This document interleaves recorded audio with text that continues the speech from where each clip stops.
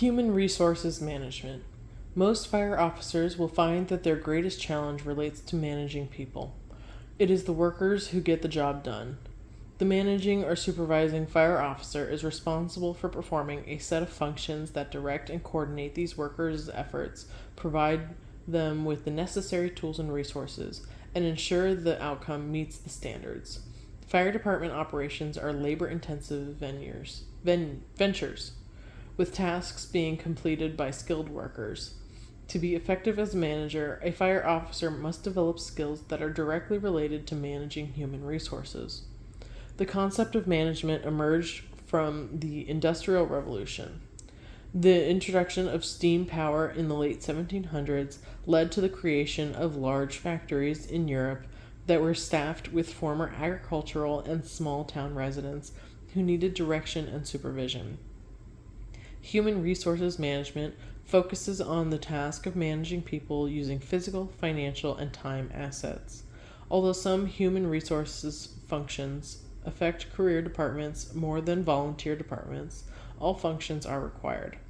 Typical human resources management functions include the following: human resources planning, employee relations, staffing, human resources development, performance management, compensation and benefits, employee health, safety, and security.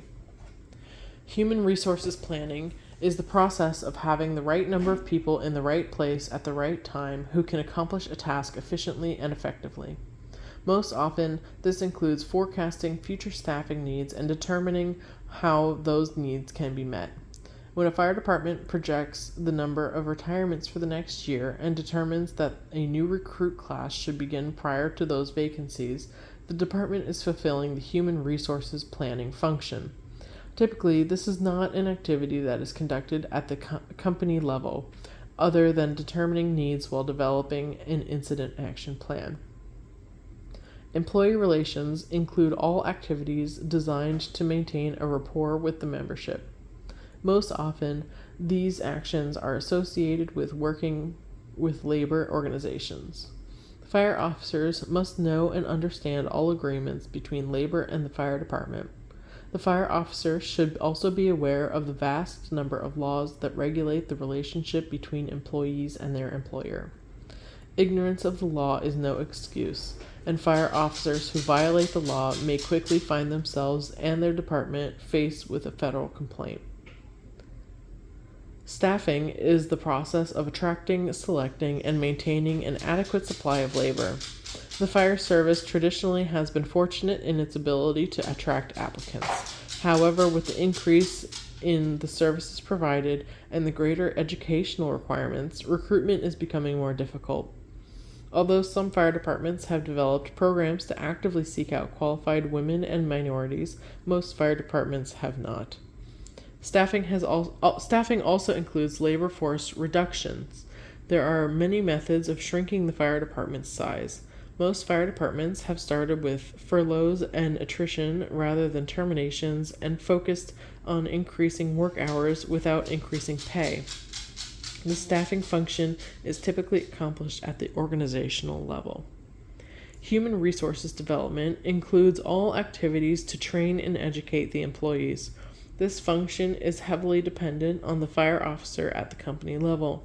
The development of employees begins when they first arrive at the department. The fire department orients the recruits to the fire department's methods of operating through a recruit class. The process continues once they arrive at their fire station assignment. The fire company officer will usually sit down with each recruit and orient him or her to the job and the ways things are done at the fire station. Performance management, compensation, and benefits, and employee health, safety, and security are covered in Chapter 10, Applying Leadership and Management Theories. Utilizing human resources. Mission statement. One basic principle is for the fire officer to know and understand the fire department's mission. Frequently, the fire department's mission is expressed through a written statement. The mission statement is a formal document that outlines the basic reason for the organization's existence and states how it sees itself. It is designed to guide the actions of all employees.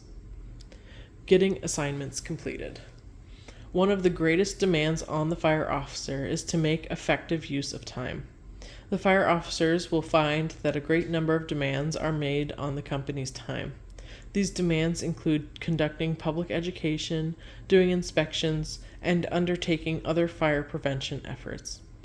They also include training and education of the crew members and routine duties such as cleaning the station, doing paperwork, and maintaining the apparatus.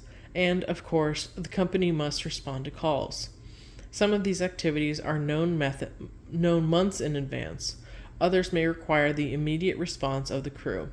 The daily schedule of some crews is in a constant state of flux due to the call volume. Other crews may only be interrupted occasionally. No matter what the situation, the fire officer can ensure maximum efficiency by applying good time management skills. The first duty is to determine which activities are to be completed, when they must be completed, and how long it will take to complete them. The fire officer can then identify what needs to be done during the shift, the week, the month, and the year. Items that must be completed during the shift are a higher priority than those that must be completed next week. For example, completing the daily log is more important than completing a weekly inspection. Occasionally, there is insufficient time to complete all of the required tasks during the shift. When this occurs, the fire officer must determine the fire department's priorities. This step allows the fire officer to determine which activities must be completed and which will have to wait. For example, meeting the deadline for the employees' timesheets may be a higher priority than getting the fire engine to the service center for an oil change. Because many activities, such as an emergency call, are not known until they occur, the fire officer must plan ahead and build in the expected interruptions. The fire officer must not wait until the last minute to have inspections completed because he or she may have calls that prohibit this from happening. The sooner the scheduled activity is completed, the more flexibility the fire officer has. Once the activities have been prioritized and it is determined when they must be accomplished, the fire officer must develop a plan that lays out how the activities will be accomplished. Some activities might require the entire company to be involved in the activity, whereas others might require only a part of the crew to complete them. An example of splitting up the crew to accomplish multiple goals simultaneously would be sending one crew member to the store while a second member cleans the fire station kitchen and a third member completes the weekly inventory of supplies. Having many tasks to coordinate can easily become overwhelming. One method to assist in making sure that activities are accomplished is to place all scheduled events on a monthly calendar. Inspections, public education, and special training should be noted, along with employee leave time. The calendar provides a visual method of tracking upcoming events. Another method is to create a daily file. Within this file, a page describes each activity and specifies when it is to be completed. The file is organized from the earliest due activity to complete to the latest. This method allows the fire officer to determine what needs to be done quickly without having to look through a pile of papers. One of the best tools to improve time efficiency is delegation. Delegation allows subordinates to complete tasks they are capable of performing. These duties should be ones that allow the subordinate to grow. An example is the fire officer delegating the responsibility for ordering supplies to a firefighter. Delegation allows the fire officer to focus on duties that cannot be delegated, such as performance appraisals. Once a task is assigned, the fire officer must provide the firefighter with regular follow-up and feedback. This can take many forms. At the station level, a verbal progress report is most often given. On more formal projects, the progress report may be in writing to provide long-term documentation. Effective company officer delegation. There are 7 steps in effective delegation. 1. Define your desired results. 2. Select the appropriate firefighter. 3. Determine the level of delegation. 4. Clarify expectations and set parameters. 5. Give authority to match the level of responsibility. 6. Provide background information. 7. Arrange feedback during the process. Determining the level of delegation in Step 3 relates to the amount of decision-making authority provided to the firefighter. The firefighter has 5 options. 1. Take action independently. No need to report back to the officer. 2. Take action and report back to the officer when done, as with a task assignment within the incident command system. 3. Recommend action that the company officer must approve. 4. Provide 2 or more recommended actions from which the company officer will choose. 5. Provide information about the pros and cons of different recommendations. Delegation is a challenging task to a new fire officer. The first times that delegated tasks are assigned, you should plan to closely monitor the results. Although the person with the delegated task has all of the authority, the company officer making the assignment still retains the responsibility for the task to be correctly completed. Origins of crew resource management. One of the most unique and vital leadership responsibilities is the fire officer's role in crew resource management. Crew resource management, CRM, is a behavioral approach to reducing human error in high-risk or high-consequence activities. CRM requires a focused attention on your crew and an openness to receive concerns and time-sensitive information. Let us see how this responsibility evolved by looking at the Sentinel event that got the commercial airline industry's attention. On December 28, 1978, United Airlines Flight 173 was making a routine flight from Denver, Colorado to Portland, Oregon, with 189 passengers and crew on board. During the final approach, an unfamiliar thump was felt, and the landing gear deployed, and the gear down and locked light on the cockpit instrument panel did not illuminate. The captain decided to circle the airport while he, the first officer, and the flight engineer attempted to figure out the problem. The flight engineer told the captain that 15 minutes of circling would run the plane really low on fuel. 1 hour passed as Flight 173 circled the Portland area. Aviation tradition held that the captain was the infallible head of the ship and was never questioned. While the crew continued to fuss with the lights, the plane's engines coughed, sputtered, and finally went quiet. In the ensuing crash, 10 people were killed, including the flight engineer, and 23 were critically injured.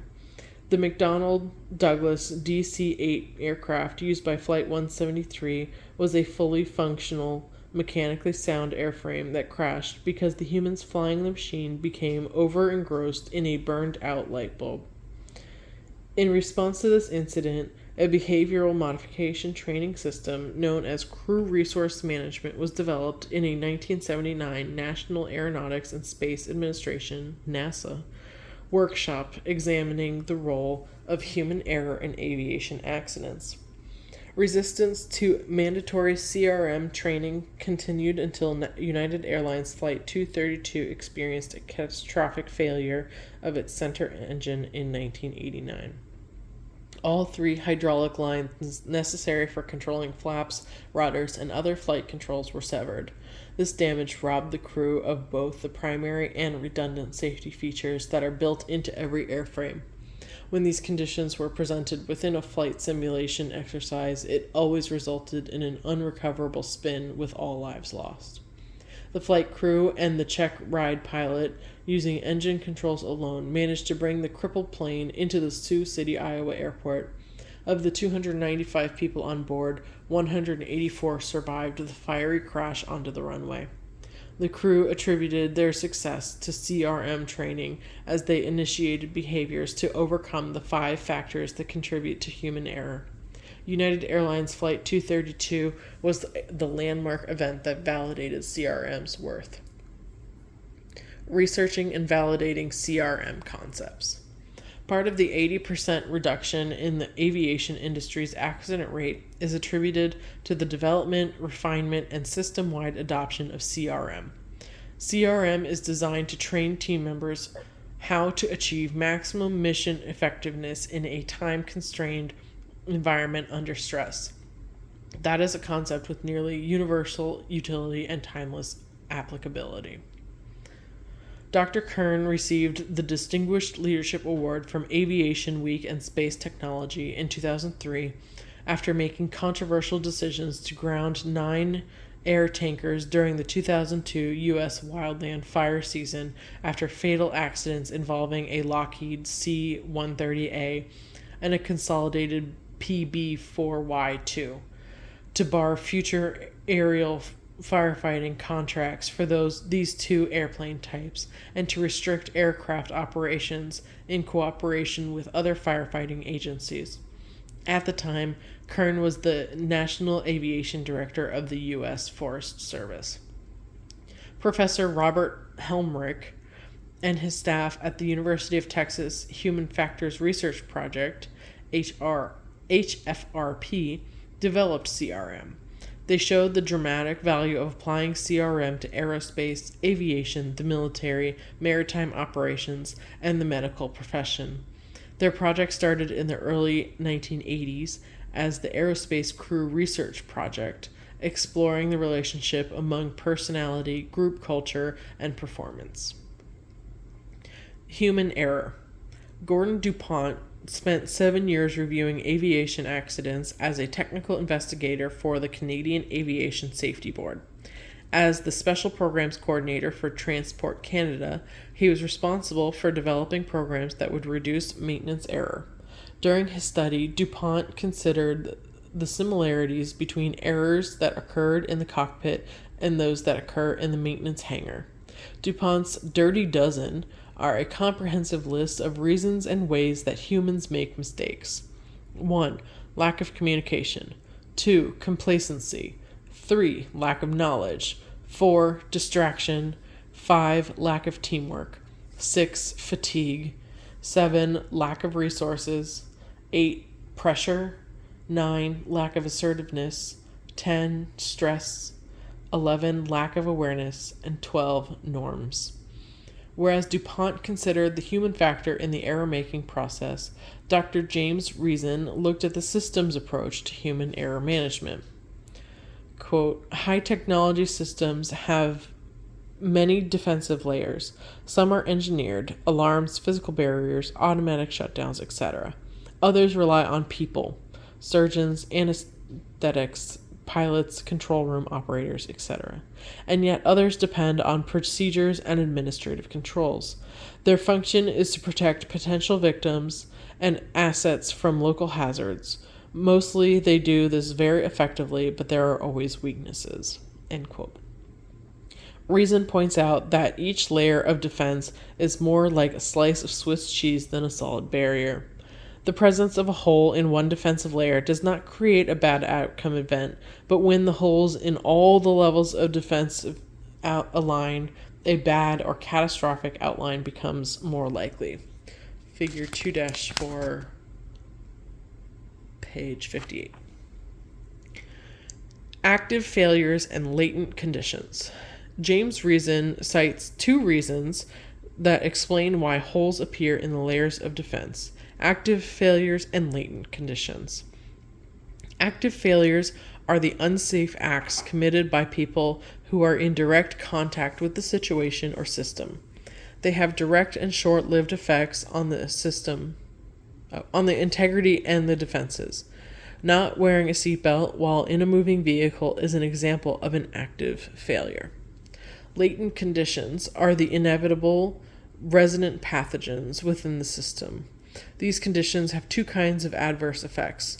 First, they can translate into error-provoking conditions within the local workplace. Examples include time pressure, understaffing, inadequate equipment, fatigue, and inexperience. Second, they can create long-lasting holes or weaknesses in the defenses.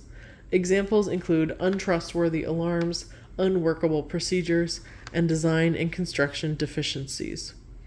Latent conditions may lie dormant within the system for many years before they combine with active failures and local triggers to create an accident opportunity. The ancient planes used for wildland firefighting that were grounded by Dr. Kern in 2002 provide an example of latent conditions. Error Management Model. CRM is an error management model that incorporates 3 activities: avoidance, entrapment, and mitigation consequences. Error avoidance provides the greatest opportunity for trapping and preventing errors from becoming a catastrophe. Errors that are not avoided are trapped at the second level. Errors that slip through the first 2 levels require mitigation. Mitigation is the action taken by emergency responders to minimize the effect of an emergency on a community. Figure 2-5, page 58. The CRM model. The fire service CRM model covers 6 areas: communication skills, teamwork, task allocation, critical decision making, situational awareness, and post-incident analysis. Everyone within the department needs to recognize the following facts. No one is infallible. Humans create technology, therefore, technology is fallible. Catastrophes are the result of a chain of events. Everyone has an obligation to speak up when they see something wrong. People who work together effectively are less likely to have accidents. For the team to become more effective, every member of the team must participate. Communication skills. Communication is the successful transfer and understanding of a thought from one person to another. Review of airline disaster cockpit recordings shows that flight crews typically engaged in several forms of miscommunication that contributed to catastrophic events. These problems have included misinterpretations of takeoff, altitude, and landing instructions, airlines that fostered and condoned fighter pilot mentalities in their captains, a lack of assertiveness on the part of the crew members who recognized problems before the captain, and distractions in the cockpit that inhibited focused communication, such as idle chit-chat during pre-flight checks. Developing a standard language and teaching appropriate assertive behavior are the keys to reducing errors resulting from miscommunication. In the aviation application, CRM advocates maintaining a sterile cockpit. That is, a cockpit environment where all communication and focus are devoted to flight operations. When a fire apparatus is responding to an alarm, the crew members are sitting in an enclosed box. They are surrounded by switches, gauges, wheels, pedals, and noise, and they are moving down the road. For these machines to move efficiently and safely, the people inside them need to focus on the mission and communicate effectively. The entire crew should be exchanging only information that is pertinent to responding to and arriving safely at the scene of the alarm. The CRM-enriched environment generates a climate where the freedom to question is encouraged. Members are encouraged to speak up respectfully when they see something that causes concern, by using clear, concise questions and observations. A discrepancy between what is going on and what should be occurring is often the first indication of an error. For many organizations, the freedom for all members to question something that appears unusual or is not understood is a delicate subject. Members need to speak directly in a manner that does not challenge the authority of a superior. Inquiry and advocacy are discrete, learnable skills that promote synergy between the mechanical element and the human players in a scenario. Inquiry is the process of questioning a situation that causes concern. Advocacy is the statement of opinion that recommends what the person believes is the proper course of action under a specific set of circumstances. Using the 2 skills effectively requires practice and patience on the part of all crew members. The key factor to keep in mind is that communication should not focus on who is right, but rather on what is right.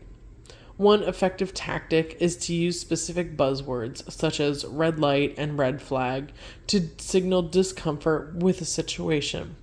These terms are cues that open the door to inquiry and advocacy.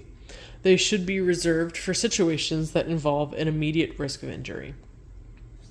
Assertive statement process. Todd Bishop from the Error Prevention Institute teaches a 5-step assertive statement process that encompasses the communication steps of inquiry and advocacy. The assertive statement runs like this. 1. Use an opening/attention getter. Address the other individual, "Hey Chief," or "Bill," or whatever appropriate moniker is used to get the individual's attention. 2. State your concern. Use an owned emotion. Quote, "That smoke is really pushing from those windows. I have a bad feeling about it." 3. State the problem as you see it. Quote, "It looks like it is going to flash. I think any crews entering that place are going to take a beating." 4. State a solution. Quote, "Why don't we vent the roof and give the place a minute or two to vent before we send in the attack team?" 5. Obtain agreement or buy-in. Quote, "Does that sound good to you?" The inquiry and advocacy process and the assertive statement are essential components of the communication segment of CRM. They are the toughest lessons to impart and adopt because they often require a wholesale change in interpersonal dynamics. Once mastered, however, inquiry and advocacy can enhance performance, prevent mishaps, and save lives. Effective listening is an important CRM communication skill. One effective listening technique is to purposely refrain from making any response or counter-argument until the other individual has drained his or her emotional bubble. Teamwork. CRM promotes members working together for the common good. Achieving this level of cohesiveness requires developing effective teams through buy-in by all members, leaders, and followers in the effort to be efficient and safe. Leaders will always be in charge, but they must also be open to suggestion and constructive criticism. The incident command system provides the formal structure for CRM at the task, tactical, and strategic levels. Leadership. Fire officers formally exercise leadership of the team through a combination of rank and authority. For officers to become truly effective leaders, they must earn the trust and respect of their subordinates and demonstrate the skills of effective leadership. These 3 components comprise the triangle of leadership. Figure 2-6, page 60. The informal authority to lead is derived through respect. True respect is based on 3 competencies: personal, technical, and social. Personal competence refers to an individual's own internal strengths, capabilities, and character. Technical competence refers to an individual's ability to perform tasks that require specific knowledge or skills. Social competence refers to the person's ability to interact effectively with other people. All 3 competencies are essential for leaders to function effectively in a CRM environment. The fact that a leader must demonstrate effective social skills does not mean that a leader must always be deferential. Social competence requires knowing how to speak to people respectively, whether praising or chastising them. Mentoring. Mentors pay special attention to helping others develop their skills. CRM provides an effective vehicle for leaders to impart knowledge and skills to their subordinates. Leading by example is a highly effective technique. Crews notice a supervisor's personal habits, pick up on his or her thought processes, and constantly evaluate the leader's performance. Traits that are admired and respected by firefighters have a major influence on their future behavior. The crew usually sees more than the supervisor may think. Leading by example requires constant effort on the part of the leader, with no opportunities to turn the positive role model on or off at different times. Human error is a normal, inevitable occurrence. A leader must be willing to admit to making a mistake. Superior leaders readily admit to when they have made mistakes, accept responsibility, and focus their attention on moving forward. This trait creates an environment that fosters open communication, promotes safety, and encourages subordinates' belief in the team. Mentoring also requires sharing knowledge. Knowledge is often closely associated with power.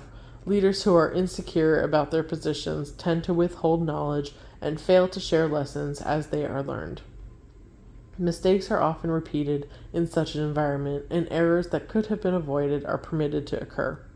A fire officer must maintain technical competence, stay on top of technical advances, and ensure that others have the information that will keep them from being killed or injured. Technical competency requirements vary from position to position. The street level firefighter does not expect the fire chief to pull a hose and throw ladders, but the chief must be able to command a fire, mass casualty incident, or weapons of mass destruction event with the same degree of skill that the firefighter is expected to use to pull hose and throw ladders. Handling conflict.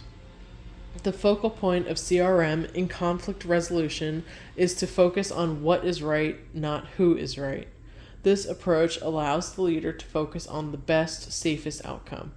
The fire officer needs to establish an open climate for error prevention. The leader who perceives a subordinate's comment or question as a threat to his or her own authority is part of the problem instead of an essential component of the solution. Leaders are required to keep their own egos in check. A leader who rules by intimidation can often win an argument, but the forces of nature always prevail over words. That is, an officer can order a crew to advance into dangerous position, but the building will not follow an order to remain standing. An officer who fails to listen or refuses to listen is simply dangerous. Responsibility. Skeptics suggest that CRM advocates management by committee, in which leadership gives way to consensus. In reality, that is not an accurate statement. Leaders need to keep their eyes and ears open, especially for input from subordinates. For decision making to be efficient, someone must be in charge. That is, someone must have ultimate responsibility for decisions and outcome. In the cockpit, the captain retains ultimate authority for decision making and ultimate responsibility for getting the plane from airport to airport. Subordinates are encouraged to provide input, but the final decision rests with the recognized authority. Lines of authority are maintained, and that ultimate authority rests with the legitimate ranking officer. Mission analysis requires fire service leaders to look at all situations with a risk versus gain mentality. Chief Alan Brunicini's mantra, risk a lot to save a savable life, take a calculated risk to save savable property, and risk nothing to save what is already lost, establishes a concrete foundation on which leaders can manage emergency operations. CRM exhibits core values of trust, respect, safety, and mission. Figure 2-7, page 61. Self-assessment of each team member. All followers should perform a self-assessment of their ability to function as part of a team. The self-assessment should consider 4 critical areas. 1. Physical condition. People in good physical condition are more aware, alert, and oriented to their surroundings. Maintaining good physical health is critical to the success of any endeavor. However, it is absolutely critical in the fire service. 2. Mental condition. People are constantly pulled in a variety of directions. However, the challenge and dangerous environments where firefighters must perform demand their full attention. Firefighters must ask themselves, am I free of distractions that could divert my attention from the task at hand? 3. Attitude. To be an effective team member, a firefighter must be willing to follow orders and be part of a cohesive team. 4. Understanding human behavior. The effectiveness of CRM is based on understanding human behavior and interpersonal dynamics in a team environment. To be effective using CRM, the team members must understand how their individual behavior relates to one another's actions and to the team as a whole. To be effective team players and maximize CRM benefits, each individual must have the following characteristics: a healthy appreciation for personal safety, a healthy concern for the safety of the crew, a respect for authority, a willingness to accept orders, a knowledge of the limits of authority, a desire to help their leader be successful, good communication skills, the ability to provide constructive, pertinent feedback, the ability to admit errors, the ability to keep one's ego in check, the ability to balance assertiveness and authority, a learning attitude, the ability to perform demanding tasks, adaptability. These qualities of a good follower are remarkably similar to those required of effective leaders. Effective followership enhances leadership, which in turn promotes effective teams. Teams that practice CRM make fewer mistakes and are able to recognize and correct errors before they cause tragic outcomes. Task allocation. Task allocation refers to dividing responsibilities among individuals and teams in a manner that allows them to be accomplished effectively. Task overload occurs when the fire officer exceeds his or her capacity to manage all of the simultaneous functions and responsibilities. Safety is compromised with task overload. Think about the individual who is driving down the interstate at rush hour, texting with a colleague. He looks up and realizes that traffic has stopped. His smartphone falls to the floor as he slams on the brakes, too late to avoid a collision. Task overload has occurred, with disastrous results. Knowing one's own limits and the capacity of the team is the first step in the CRM task allocation phase. Everyone has a point at which outside stimuli override the ability to process information and perform effectively. If resources are not available to carry out all tasks at once, then tasks must be prioritized to identify those that can be done safely and effectively. Fire officers fall into 3 categories when it comes to multitasking ability. Some officers are reluctant to admit that they are always overwhelmed and believe that they become more effective as the situation becomes more hectic. A second group of officers become overwhelmed before the full complexity of the event is even recognized. The third group of leaders effectively assesses the incident, calls for additional resources early, and manages to stay ahead of the incident and balance the span of control. NASA noted that pilots believed that they were capably handling multiple tasks even when mistakes began to appear and performance deteriorated. Pilots were so busy that they failed to recognize when the situation was getting out of control. Each fire officer has to evaluate his or her personal capacity to manage complicated situations and identify weak spots. Training and practice can improve performance, but everyone still has limitations. When these are known, fire officers can take action early to compensate for them. The fire officer must also know the crew's limits. In some fire departments, the same crew works together as a team for long periods, allowing the fire officer to evaluate strengths and weaknesses and focus on team development. In contrast, this understanding can be difficult to develop when the makeup of a crew changes from day to day or the crew is assembled at the time of alarm. The strengths of individuals and crews should be evaluated and enhanced in multiple non-emergency settings. Performance is enhanced through training classes, live training exercises, tabletop modeling, didactic presentations by experts, mentoring, and exchanging. Figure 2-8, page 62. Critical decision making. Although CRM promotes the concept of team involvement in all aspects of an operation, emergency scenes often demand rapid decision making by the crew leader. Input is welcome from all team members. However, the final responsibility for decision making resides with the crew leader, and experience and training often play pivotal roles in successful outcomes. Gary Klein, a cognitive psychologist who studies decision making under pressure, found that fire officers and military combat officers rely on past experiences when developing plans of action. Urban fire commanders told Klein that they made fire ground decisions based on previous experiences rather than referring to traditional decision-making models. The commanders reported that they often did not even consider the options available. Instead, they simply looked at the incident, recalled previous experiences of a similar nature, and applied the processes that had been used to mitigate the previous incidents successfully. Many of the fire officers interviewed by Klein had tremendous urban firefighting experience during the 1970s and 1980s. Klein observed that the fire, ground, and combat commanders must often make decisions in environments that are time compressed and dynamic, involve missing or ambiguous data, and multiple players, and lack real time feedback. His research identified two decision making models: recognition primed decision making, RPD, which describes how commanders can recognize a plausible plan of action, and naturalistic decision making, which describes how commanders make decisions in their natural environment. Decision making is improved through gaining experience, training constantly, improving communication skills, and engaging in pre-incident planning. Practicing enhanced communication skills and taking advantage of improved crew interaction at all levels provide the following benefits.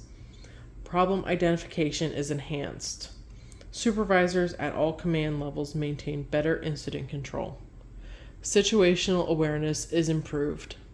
Hazards are more rapidly identified. Resource capability is rapidly assessed. Potential solutions are more rapidly developed. Decision making is improved. And surprises and unanticipated problems are reduced. Situational awareness. Situational awareness is the ongoing activity of assessing what is going on around you during the complex and dynamic environment of a fire incident. NASA has expanded this definition to the awareness of acknowledging and assessing. Situational awareness is the basis for choosing courses of action of the situation both now and in the future. Situational awareness affects performance and decision making. When such awareness is maintained, operations are completed without a hitch. When it is not maintained, errors occur, performance suffers, and catastrophic events often result. Situational awareness is a human factors element that is somewhat difficult to explain, but is all too easy to recognize after an error occurs. It also carries over into non-incident operations. Failing to note at shift change that the self-contained breathing apparatus, SCBA, cylinders are down to 1500 psi, for example, is a situational awareness failure that can have unfortunate consequences. One of the most common human behavior factors that leads to a loss of situational awareness is the tendency to ignore or disregard information that is out of context. If an incident commander is busy thinking about an attack strategy, a brief observation or a comment about unusual smoke conditions can be easily brushed aside and forgotten. A critical radio message might be acknowledged without really being understood or placed in context in the situation at hand. Chief Rich Gassaway, PhD, points out that this occurs at most fire incidents. The fire officer needs to constantly check and cross-check the situation and operational performance. This constant review helps ensure that the individual and the entire team are focused on concluding the incident in an efficient and injury-free fashion. Maintaining emergency scene situational awareness. 6 steps should be followed to maintain emergency scene situational awareness. 1. Fight the fire. All members of the crew must focus their attention on the details of the incident while keeping the larger picture in mind. Crash investigations show that air crews have sometimes become distracted by events that took their attention away from flying the plane. In some cases, these distractions resulted in CFIT, controlled flight into terrain, events. 2. Assess problems in the time available. Emergency scenes do not always permit leisurely, time-unconstrained periods for decision-making. Nevertheless, there has to be a balance between rushing headlong into a burning building and waiting until every possible hazard is evaluated before attacking an incipient fire. Seasoned incident commanders know that taking an extra 30 to 60 seconds to absorb and process as much information as possible often results in better and more confident decisions. 3. Gather information from all sources. Information gathering at the emergency scene, by necessity, has to be a rapid process. Of course, one person cannot see everything, know everything, hear everything, or smell everything. Using the rest of the crew as information resources, as well as additional arriving command officers and people familiar with the building or terrain, should enhance decision making and help keep situational awareness current. 4. Choose the best option. Once all of the factors have been weighed, choose the option that maximizes results and minimizes risk. 5. Monitor results and alter the plan as necessary. Maintaining situational awareness requires continual evaluation of the effectiveness of decisions. Having a plan B or plan C ready for implementation may be necessary. An extra set of eyes at a strategic location on the incident scene can often provide valuable information. 6. Beware of situational awareness loss factors. The following loss factors must be taken into account. Ambiguity, an event, order, or message that has more than one potential meaning. Distraction, anything that takes attention away from the larger mission. Distraction can come in the form of outside influences, the slamming of a door down the hall while you are watching television, or inside influences, cultural and personal biases. Fixation, tunnel vision. Overload, more things are happening than one person can process. For the fire officer, the first few minutes after arrival at an exceptionally chaotic scene can lead to overload. Complacency. When humans perform the same process repeatedly, they tend to become bored due to the hypnotic effect of repetitive action. Inattentiveness breeds carelessness.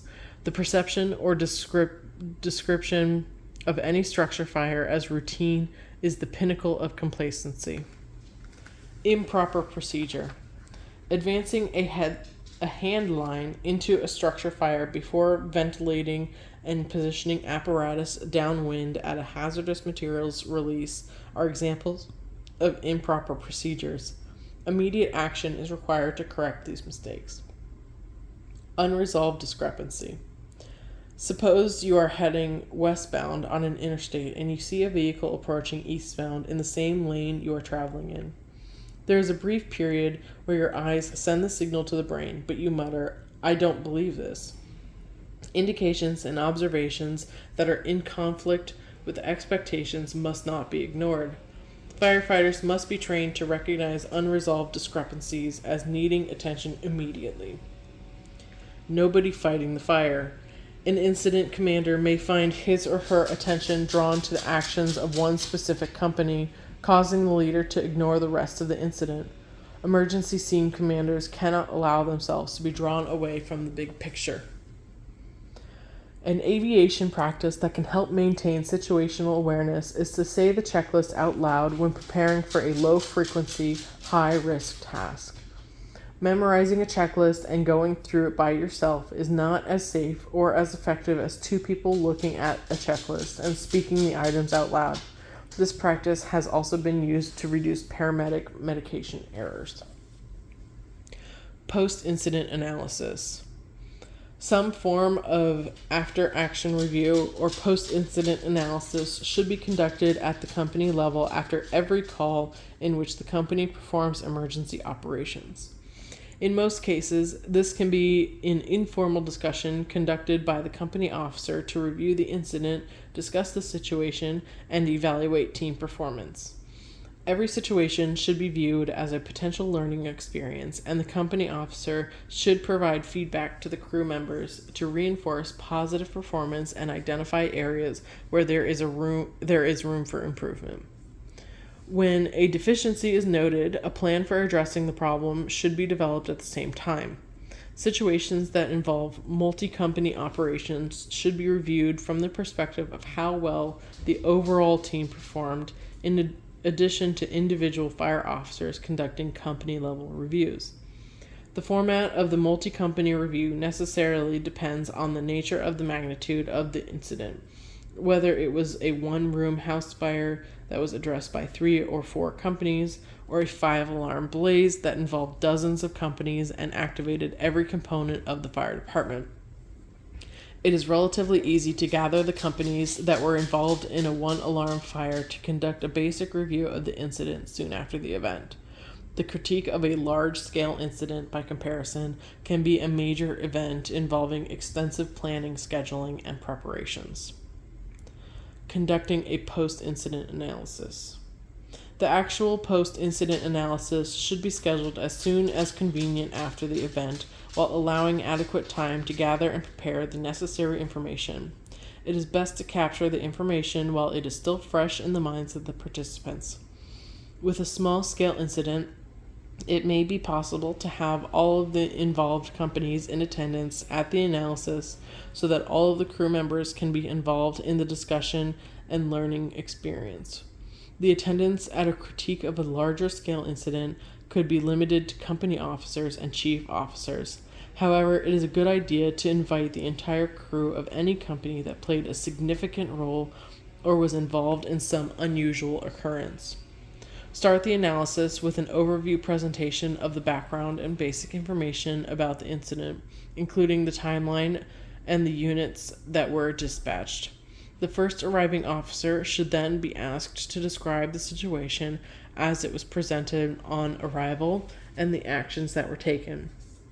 This description should include the first officer's role as the initial incident commander, as well as the tactical operations performed by that company.